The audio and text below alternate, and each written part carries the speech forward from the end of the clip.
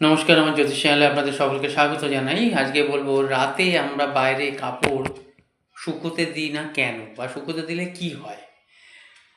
আপনারা দেখছেন, like share subscribe করছেন, আপনাদের অসংখ্য ধন্যবাদ। রাতে আমরা কাপড় শুকোতে দিই না কারণ আমাদের বৃহস্পতি গ্রহ খারাপ হয়ে যায়।